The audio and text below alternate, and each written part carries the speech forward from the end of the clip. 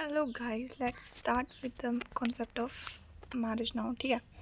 Marriage is a legally recognised union of two person that creates right and obligations between them. ठीक है. जब marriage हो गई, दो लोगों के बीच में शादी होगी, तो राइट और ऑब्लिगेशंस तो खुद ही आ जाते हैं. ठीक है. तो अब हम पढ़ेंगे मैरिज तीन तरह से. ठीक है. एक हिंदू लॉ में, मुस्लिम लॉ में और स्पेशल मैरिज एक्ट में. ठीक है. तो हिंदू मैरिज एक्ट में हम पढ़ते हैं marriage was considered as sacrament. Sacrament मतलब संस्कार है. ठीक है. और मुस्लिम लॉ में हम मैरिज को पढ़ते हैं एज अ सिविल कॉन्ट्रैक्ट मतलब निकाह. और जो स्पेशल मैरिज एक्ट आ जाता है वो सिविल इंस्टीट्यूशन के थ्रू आ जाता है, जिसमें हम मैरिज को as a civil institution treat करता है. Thus the concept varies depending on the personal law and statutory law. ठीक है. हिंदू लॉ में जब मैरिज एक्ट होता है वो सेक्रामेंट की तरह ट्रीट होता है, मुस्लिम लॉ में सिविल कॉन्ट्रैक्ट और स्पेशल मैरिज एक्ट में सिविल इंस्टीट्यूशन की तरह. अब नेचर ऑफ मैरिज दिखता है. जब हिंदू मैरिज एक्ट आता है तो उसमें जब मैरिज को एक एज अ सेक्रेमेंट देखते हैं, जिसमें वो एक कॉन्ट्रैक्चुअल एलिमेंट भी आ जाता है, जिसमें डिवोर्स परमिटेड होता है. ये पोस्ट इंडिपेंडेंस आया था, मतलब 1955 के बाद. ठीक है. हिंदू मैरिज एक्ट में सिर्फ एक ही वाइफ अलाउड है, उसमें बोलते हैं मोनोगैमस. ठीक है. इसे कहते हैं as a social and religious union. ठीक है. Social as well as religious. Under Muslim law marriage is considered as a civil contract nikah.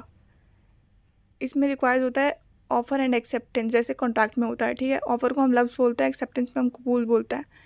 इसमें कंसिडरेशन आ जाता है जिसे हम मेहर बोलते हैं. और it can be dissolve. Okay. इसमें पॉलीगैमी है, मतलब मोस्टली मैरिजेस में 4 वाइफ्स अलाउड है. और स्पेशल मैरिज एक्ट में ये प्योरली सिविल मैरिज होती है. ठीक है. स्पेशल मैरिज एक्ट में इसमें कोई रिलीजियस सेरेमनी रिक्वायर्ड नहीं है, जैसे हम लोग वो की होती है, मतलब हिंदू मैरिज और मुस्लिम मैरिज में. ठीक है. Special marriage act was based on equality and secular principles. ठीक है. मोनोगैमस, इसी में भी सिर्फ एक ही वाइफ अलाउड है. अब एसेंशियल्स देखता है. हिंदू मैरिज में मोनोगैमी है, मतलब किसी भी पार्टी का कोई भी एक लिविंग स्पाउस नहीं होना चाहिए. स्पाउस मतलब हस्बैंड या वाइफ लिविंग नहीं होना चाहिए. ठीक है. साउंडनेस ऑफ माइंड, दोनों पार्टी साउंड मतलब कोई पागल नहीं होना चाहिए दोनों पार्टीज़ में से. ठीक है. हिंदू मैरिज एक्ट में जो ग्रूम की एज है वो 21 है और जो ब्राइड की है वो 18 है. Prohibited relationship, parties should not be with in prohibited relationship until and unless custom provides. ठीक है. प्रोहिबिटेड रिलेशनशिप हो जाते हैं जैसे जो ब्लड रिलेशंस आ जाते हैं, जैसे बाप बेटी माँ बेटा ऐसे हो जाते हैं. ठीक है. Sapinda relationship, marriage within sapinda relations prohibited unless custom allows. ठीक है. सेपेंडा मतलब जो इनहेरिटेंस होता है ना, जैसे जनरेशनल चलती आती है जो, ठीक है, एंसेस्ट्रल वाला, वो नहीं होना चाहिए. फेलियर ऑफ कंडीशन में मेक मैरिज वॉइड. ठीक है. वॉइड और वॉइडेबल. वॉइड जो पहले से जिसे नहीं माना जाता, वॉइडेबल जो बाद में जाके जिसे मना कर दिया जाता है कि हम नहीं मानेंगे इस मैरिज को वैलिड. ठीक है. मुस्लिम लॉ में आधे क्या बोलते हैं एसेंशियल्स में प्रपोजल एंड एक्सेप्टेंस. एक पार्टी प्रपोज करेगी, दूसरी पार्टी एक्सेप्ट करेगी. ठीक है. कॉम्पिटेंसी ऑफ पार्टीज़, वो दोनों पार्टीज़ मुस्लिम होनी चाहिए मुस्लिम मैरिज के लिए. साउंड माइंड एंड प्यूबर्टी, जो मुस्लिम मैरिज में एक्ट वो प्रॉपर एज होती है वो 15 होती है, प्यूबर्टी एज्यूम कर ली जाती है उसमें. ठीक है. और जो मेहर होती है वो मैंडेटरी होती है. नो प्रोहिबिटेड रिलेशनशिप, इसमें भी कोई बेस्ड रिलेशनशिप ब्लड बेस्ड नहीं होना चाहिए, मतलब भाई जो रियल भाई होता है वो बहन से शादी नहीं कर सकता, बाप बेटी से नहीं कर सकता. फॉस्टेज और एफिनिटी. ठीक है. मैरिज में भी वैलिड, इरेगुलर और वॉइड. वैलिड मैरिज को शाही बोलते हैं, इरेगुलर को फसीद बोलते हैं, वॉइड को बातिल मैरिज बोलते हैं. अंडर स्पेशल मैरिज एक्ट इसमें मोनोगैमी आ जाती है. ठीक है.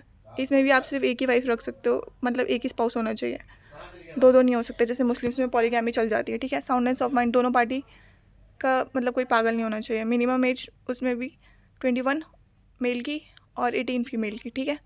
Not within prohibited relationship, वही भाई बहन वाला. ठीक है. Notice of intended marriage must be given to marriage officer. ठीक है. पहले रजिस्ट्रेशन ऑफिस में जाके नोटिस देना पड़ता है, मतलब डेट बुक होती है शायद से, है ना, ऐसी रजिस्ट्रेशन. ठीक है. हिंदू मैरिज एक्ट में जो सेक्शन 8 करता है वो प्रोवाइड करता है रजिस्ट्रेशन. ठीक है. जो हिंदू मैरिज एक्ट में जो रजिस्ट्रेशन है वो मैंडेटरी नहीं है, मगर एक रिकमेंडेड होता है. ठीक है. Everywhere it acts as a proof of marriage. फिर आ जाता है हमारा मुस्लिम लॉ. ठीक है. इसमें रजिस्ट्रेशन डिपेंड होता है ऑन स्टेट, ठीक है। निकाहनामा सर्व एज डॉक्यूमेंट्री प्रूफ, इसमें पहले से निकाहनामा उन लोगों का होता है, तो इसमें रजिस्ट्रेशन इज़ नॉट कंपलसरी, ठीक है। तो under classical Muslim law but modern state laws encourage registration is in it also, ठीक है। फिर आ जाता है हमारा special marriage act. Registration is compulsory, marriage certificate issued by marriage officers, जो शादी करवाते हैं मतलब कोर्ट में, वो लोग ही मैरिज सर्टिफिकेट प्रोवाइड करता है, उसमें कंपलसरी होता है क्योंकि कोर्ट में ही मैरिज हो रही है, ठीक है। It serves as a conclusive proof of marriage, ठीक है। अब हम इसके डिफरेंस देख लेते हैं। नेचर रहता है इसका जो हिंदू मैरिज का, उसमें सैक्रामेंट और कॉन्ट्रैक्ट की तरह दोनों होता है। कॉन्ट्रैक्ट इसलिए क्योंकि इसमें डिवोर्स परमिटेड हो जाता है, ठीक है। सैक्रामेंट मतलब संस्कार, ठीक है। मुस्लिम लॉ में एक निकाहनामा इज़ अ कॉन्ट्रैक्ट, ठीक है, वो सिविल कॉन्ट्रैक्ट हमने पढ़ा था ना। और स्पेशल मैरिज एक्ट में तो कोर्ट में ही शादी हो रही है, तो वो सिविल कॉन्ट्रैक्ट है ही। पॉलीगैमी हिंदू मैरिज में अलाउड नहीं है, मुस्लिम लॉ में अलाउड है, उसकी 4 वाइफ्स अलाउड है, ठीक है। उसमें भी कंडीशंस है, स्पेशल मैरिज एक्ट में नॉट अलाउड, ठीक है। रजिस्ट्रेशन हिंदू मैरिज में ऑप्शनल है, रिकमेंडेड है, ठीक है। और जो मुस्लिम लॉ में वो कंपलसरी नहीं है। स्पेशल मैरिज एक्ट में कंपलसरी है, जैसे कोर्ट में होती है शादी, ठीक है। सेरेमनी हिंदू मैरिज के लिए रिलीजियस राइट्स हैं, ठीक है। मुस्लिम में निकाह सेरेमनी होती है, और जो स्पेशल मैरिज एक्ट है उसमें सेरेमनीज रिक्वायर्ड नहीं है आपकी, ठीक है। Thank you.